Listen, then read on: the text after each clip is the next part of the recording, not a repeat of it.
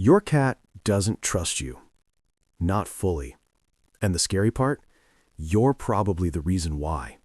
Stay with me, because by the end of this, you're going to see your cat completely differently. Most people think cats are just independent, that they're distant by nature, that they don't need you, that they don't care. But that's not true. Cats don't act distant for no reason. They act distant when they don't trust you.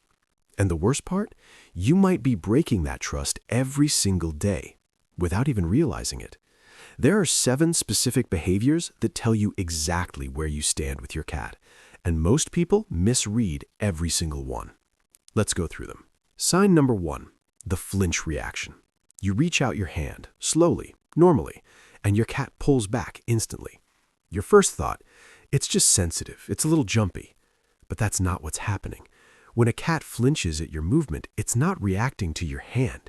It's anticipating danger. Here's what you need to understand about cats. They are wired for prediction. Their entire nervous system is built around reading patterns and calculating risk. When you move in ways that are fast, sudden, or inconsistent, your cat can't predict what happens next. And to a cat, unpredictability isn't just uncomfortable, it's a threat. So it's not reacting to your hand, it's reacting to your unpredictability. Sign number 2, the half-affection limit. Your cat jumps up, lets you pet it for a minute, then suddenly stands up and walks away. You think, it's so moody, it wanted attention and then just left. But your cat isn't moody. Your cat has a trust threshold. Every cat has an internal limit for how much physical contact it can tolerate before it starts to feel like it's losing control of the situation. The moment that threshold is crossed, even by one stroke too many, your cat checks out. It doesn't leave because it's bored. It leaves because you crossed a line. And the more often you cross that line without noticing, the shorter the threshold gets. This is where most people start losing their cat's trust, right here, in the small moments they don't pay attention to. But this next one, almost no one notices this sign. Sign number 3, the no eye contact rule. Your cat won't look at you directly. Glances, maybe, but real, sustained eye contact? Never. You think it's just shy. Actually, what you're seeing is something much more specific. To a cat, eye contact is vulnerability. Holding someone's gaze means letting your guard down. It means you feel safe enough to stop scanning for threats, even for a second. Cats only hold eye contact with beings they fully trust. So if your cat won't look at you, really look at you, that tells you everything. It doesn't feel safe enough to be vulnerable around you. Not yet. Sign number 4, the night disappearance. You notice your cat disappears during certain times. Maybe after you come home, maybe in the evenings when there's a lot of activity, maybe when there are guests. You think it's just doing its own thing. But watch the pattern. It's not random. Your cat is retreating during the moments when your behavior is least predictable. The times when energy is high, routines break, or the environment changes. Here's what most people don't realize. Trust for a cat is almost entirely built on consistency. Cats feel safe when they can predict what happens next, when you eat, when you're loud, when you're calm, when you move through a room. When that consistency breaks down, your cat doesn't feel comfortable being near you. Your presence isn't comfort, it's uncertainty. If your cat does this, pay attention. Because now, this one hurts a little. The food hesitation. You walk into the kitchen, your cat's bowl is there, your cat is there. But instead of eating, your cat hesitates, waits, maybe even walks away until you leave the room. You think it's just not hungry right now. But think about what eating requires for any animal. Eating is one of the most vulnerable things a living creature can do. Head down, senses partially occupied, guard lowered. In the wild, that's exactly when predators strike. Cats will only eat comfortably in environments where they feel completely safe. If your cat hesitates to eat when you're nearby, it's not about appetite. It's telling you it doesn't fully trust the environment you're in together. Sign number 6, the watch from distance habit.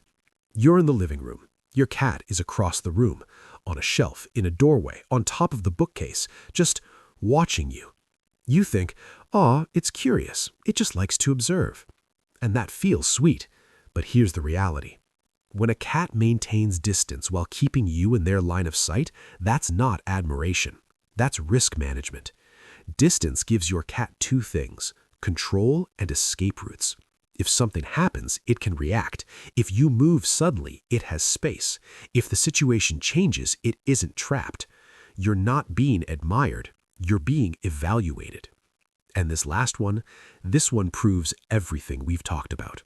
The sudden scratch or bite. You're petting your cat. Everything seems fine. And then, out of nowhere, it turns and bites you or scratches you. Your reaction? It attacked me for absolutely no reason. Here's the truth. There was a reason. There were actually several reasons. You just missed them.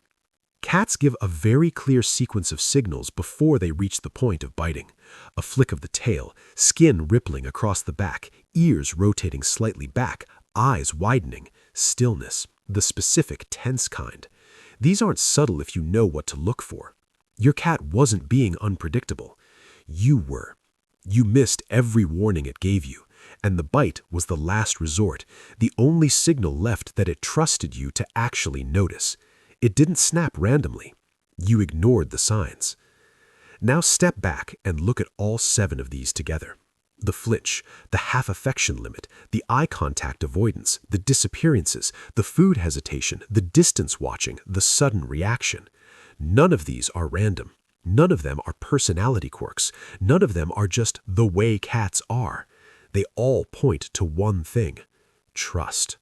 Your cat is constantly, every single day, in every interaction, asking you 3 questions. Are you predictable? Are you safe? Do you respect my boundaries? And every action you take, every movement you make, every time you push past a signal or move too fast or ignore a warning, you're answering those questions, whether you realize it or not. Here's what makes this genuinely heartbreaking. Your cat wants to trust you.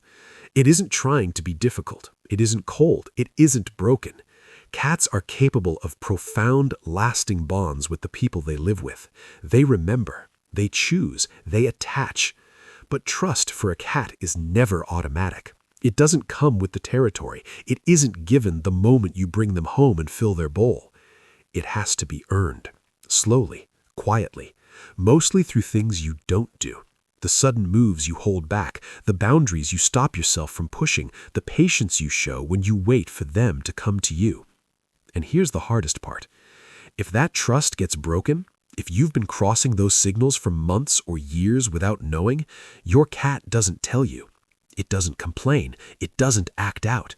It just pulls away, quietly, a little at a time, until one day you realize you have a cat that lives in your house but doesn't really live with you. So what do you actually do about this?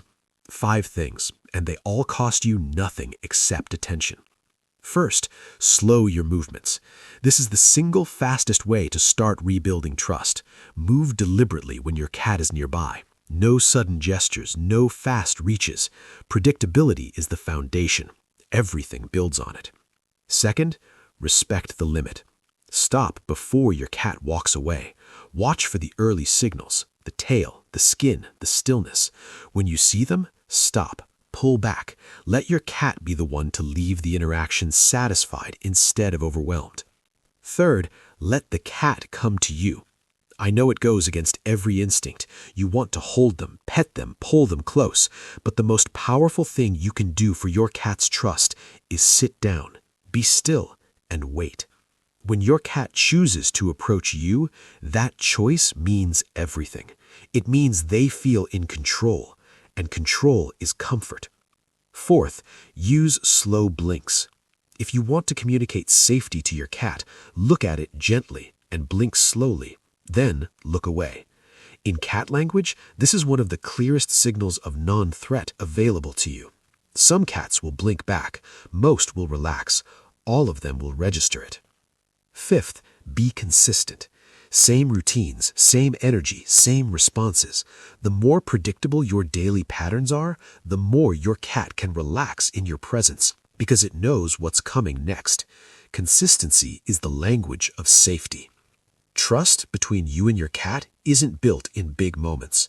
It's built in the small ones. The moment you hold back, the moment you wait, the moment you choose patience over impulse. So be honest with yourself. Does your cat fully trust you? Or are you still earning it? Drop your answer in the comments.